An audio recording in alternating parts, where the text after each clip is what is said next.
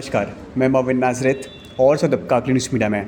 आज हमारे साथ है कांग्रेस के नेता और बीएमसी के म्यूनसिपल काउंसिलर वोकला से मैडम ट्यूलिप मिरिंडा। यह यहाँ की स्थानीय नगर सेविका है और जिसकी हमें पता है कि पिछले 8 महीने से पूरे विश्व में कोरोना का महाप्रकोप है और हमारा देश भी इसका केंद्र बन चुका था।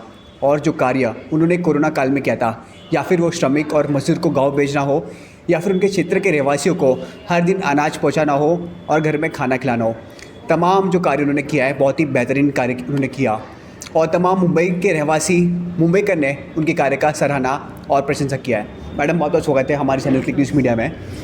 देखिए, कोरोना काल का ये जो एक्सपीरियंस है, इसको हम कैसे कह सकते हैं कि हम लोग एक अनफॉर्चुनेट रेस है जिन्होंने ये काल को एक्सपीरियंस किया है।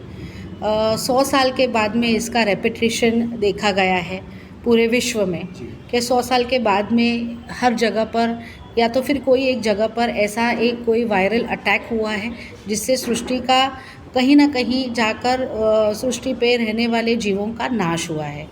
उसी प्रकार से ये जो प्रकोप आया, इन्होंने ना ही हमारी जीवन शैली की इकोनॉमिक व्यवस्था को, आर्थिक व्यवस्था को तहस महस कर दिया, लेकिन इसने हमारे मानसिक संतुलन, हमारे साइकोलॉजिकल टोटल वेलबींग को, हमारे जो करीबी जो रिश्ते हैं उन पे भी बहुत सारा प्रभाव किया है।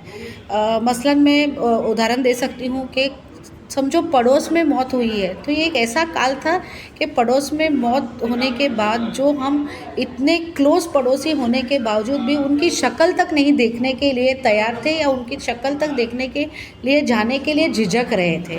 तो ये एक जो प्रकोप का जो हम पर असर पड़ा, वो आज भी कहीं ना कहीं थोड़ा सा बचा हुआ है। हालांकि लॉकडाउन अभी थोड़ा थोड़ा खुलने लगा है कि लोग एक दूसरे के संपर्क में आने लगे, लेकिन कहीं पर ऐसा थोड़ा सा परहेज़ है। कोई भी एक छींक भी मार लेता है तो हम डर के मारे अपना दुपट्टा ले लेते हैं या मास्क तुरंत ऊपर कर लेते हैं। इतना ये जो प्रकोप का मतलब डर हम में बैठा गया है या बिठाया गया है, पता नहीं क्या कह सकते हैं, लेकिन इसका असर बहुत बुरी तरह से हमारी मानसिक वृत्ति पर आया हुआ है।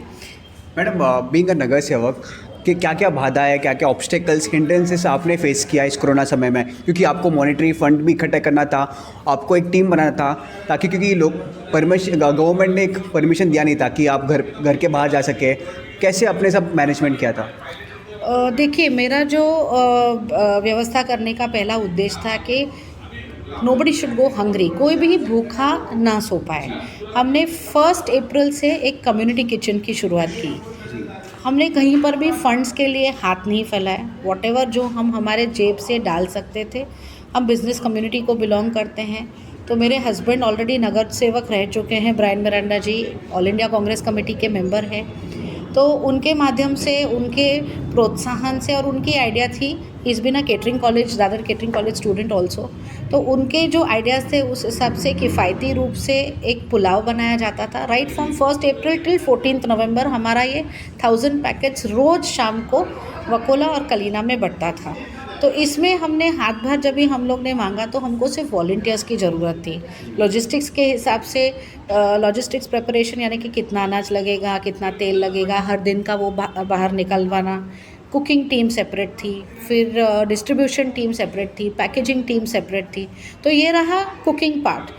फिर दूसरा हमने ये किया कि distribution of food grains. Starting में वो मतलब हमको बहुत ज़्यादा डिफ़िकल्ट गया, क्योंकि हम लोग ने पहले वो कंटोनमेंट जोन्स में, पहले तो आपको पता ही रहेगा कि प्रकोप इतना भारी था कि लोगों को it was like a 24/7 curfew, कोई बाहर नहीं निकल रहा था। तो कंटेनमेंट जोन्स में जाने के लिए ना ही हमारे वॉलंटियर्स डर रहे थे, लेकिन वहाँ के लोग भी बाहर आकर वो कंटेनर लेने के लिए भी डर रहे थे, क्योंकि it was more direct touch with people. तो वो बहुत सारा मतलब हमको कठिनाई को सामना करना पड़ा, क्योंकि हम ट्रक लेकर उस विभाग में नहीं जा पा रहे थे। तो हम लोग बाइक्स को लोड करके गलियों में जा रहे थे, वो घरों में दे रहे थे, वापस आ रहे थे। वैसे हम लोग ने ऑलमोस्ट 3500 फैमिलीज़ को फूड हैम्पर्स, जिसमें 11 सामग्री ऑलमोस्ट 44 kgs पर बैग था, तो हमने 3500 फैमिलीज़ में हम लोग ने डिस्ट्रीब्यूट करने का प्रयास किया, जो मतलब बहुत ही नीडी फैमिलीज़ थी. We tried our level best to reach out to those families in need.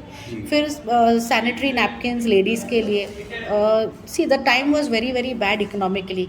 हाउसमेड्स है, कोई प्यून है, कोई स्कूल में छोटी मोटी नौकरी करता है झाड़ू वाले का. वो इकोनॉमिक कंस्ट्रक्शन देखा जाए तो the rich were happy, middle class was happy क्योंकि सेविंग्स रहता है. लेकिन जो लोअर स्ट्रेटा था, जिनके पास सेविंग्स नहीं थी, उनकी तो बहुत बुरी तरह से हालत हो गई जो हमको देखी नहीं गई. तो जो हमारे पास मदद के लिए जिस वक्त आए, हमने उस प्रकार से उनकी मदद करने की कोशिश की. सैनिटरी नैपकिन्स हो, आर्सेनिक एल्बम के मेडिसिन्स हो, मास्क डिस्ट्रीब्यूशंस, फिर द ऑक्सीमीटर्स.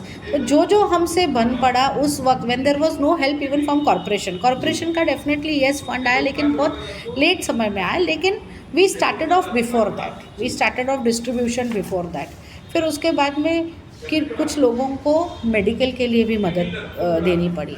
मेरा सुबह से दिन शुरू होता था, फ़ोन बंद नहीं होता था क्योंकि लोगों को अस्पताल में बेड्स की अवेलेबिलिटी करके देना, कोऑर्डिनेशन, क्योंकि हर कोई टेक्नोलॉजिकली इतना साउंड नहीं था कि ऐप के थ्रू वो बुक करे उनके लिए एक कोविड बेड वहाँ तक पहुँचे. तो वो लोग रोते धोते हमारे पास आते थे कि मैम कुछ करो, हमारे आदमी को बचाओ. तो उस तरह से उनके लिए हॉस्पिटल तक भाग दौड़ कराना. एक पेशेंट मेरे सामने ऐसा आया जो जामलीपाड़ा में एक लेडी, शी वॉज अकेली थी, कोई नहीं था आगे पीछे, 2 बहनें साथ में रहती थी. She fell down and had a death. उनको कोविड भी नहीं था, लेकिन उनको कोई हाथ तक लगाने को रेडी नहीं था. तो मैंने जैसे कहा कि इसका जो मानसिक प्रकोप जो ह्यूमैनिटी पे रह गया है वो बहुत ज़्यादा गहरा है. वो जाने तक बहुत डिफ़िकल्टी, तो हमको बहुत डिफ़िकल्टी सहनी पड़ी. स्टार्टिंग में घर से गाड़ी लेकर ना निकलना, बाइक पे चोरी छुपे. अच्छा, हमको हालांकि पास था निकलने के लिए, लेकिन हमारे जो वॉलंटियर्स थे उनको समझो कभी कभी police had to do that job and they were doing a fantastic job. Police हो, मेरे बीएमसी के कर्मचारी हो, बीएमसी कर्मचारियों को, मेडिकल स्टाफ को जितना सराहना किया जाए उतना कम है क्योंकि they have gone out of their way and help. I would like to thank Vakola police station, senior PI अवार्ड एंड द एंटायर टीम. उन्होंने इतना बखूबी, मतलब ये लॉकडाउन में इतना, मतलब कर्फ्यू सेक्शन बढ़ाए रखा. My ward officer Khairnar who is no more, who died of COVID. मैं आपको बोलना चाहती हूँ, हम लोग की संयुक्त मुहिम थी कि सर हम लोग खुला रखेंगे मार्केट सिर्फ टिल 11 o'clock, दो देयर इज़ टाइमिंग बियॉन्ड, ताकि हमारे लोग अंदर रहे. क्योंकि we were the first ones to have the highest number. We were a red zone which we converted into a green zone. तो वो हम लोग का एक संयुक्त डिसीजन था सब नगर सेवक का, हमारे एच ईस्ट विभाग के, कि हम ऐसा करेंगे तभी जाके ये कंट्रोल में आ गया. तो हमने बहुत सारी कठिनाई फेस की. मेरी बेबी प्रीमेच्योर्ड है और she cannot breathe properly and she was born at the 6th month. तो जब मैं घर पे वापस जाती थी तो मुझे इतना, मतलब उसके लिए फ़िक्र रहती थी कि कहीं मेरा कोई इन्फेक्शन उसको ना लगे. So this was very very important for me that we maintain safety our self और हमारे बच्चों तक हम सेफ्टी पहुँचाएँ. So we had a lot of challenges which we had to face as नगर सेवक. मीटिंग्स ना होना, हमारी वोकल जो कैपेसिटी थी इन द बीएमसी हाउस वो सब रुक गई थी. कहीं ना कहीं हमको प्रशासन के आगे झुकना पड़ा कि जो डिसीजंस वो ले रहे हैं, जो हमको वार्ड ऑफिसर पास ऑन कर रहा है, वो हमको कंटिन्यू करना पड़ा. ये हमारे जो लीडर हैं Rahul Gandhi ji, he is working on a very broad perspective to bring all the youth together. और जब भी हम लोग बोलते हैं कि युवा पीढ़ी हमारा फ्यूचर है, युवा पीढ़ी हमारे नेशन बिल्डिंग के लिए बहुत बहुत ज़रूरी है. तो जब आप नशे की बात करते हैं, 1-2 साल पहले हमने एक एंटी ड्रग रैली का आयोजन किया था. तो हमारे जो कलीना वकोला का अगर आप हिस्ट्री चेक करें इन वकोला पुलिस स्टेशन, हमारे यहाँ बहुत सारे अरेस्ट हुए हैं when it comes to drugs. Narcotics department का अगर आप चेक करें तो हमको हमेशा ये टेंशन रहता है कलीना वकोला के विभाग में कि कहीं ना कहीं हम यूथ तक पहुँचे और उनको नशे से मुक्ति दिलाए. नशे के जो संगति है, जो बेचने वाले हैं, ख़रीदने वाले, कहीं ना कहीं हम पुलिस स्टेशन के ज़रिए वहाँ पर चेक्स लगवाए. तो ये हम सब कर चुके हैं. मैं संदेश एक ही देना चाहती हूँ युवा पीढ़ी से. आज आर्थिक स्थिति बहुत ही ख़राब है और आर्थिक स्थिति के ख़राब चलते जो लोअर मिडिल क्लास स्ट्राटा है, वहाँ पर चोरियाँ बहुत ज़्यादा बढ़ गई है. ड्रग एडिक्शन के रहते उनको वो खरीदने के लिए there is no other escapism but to Rob.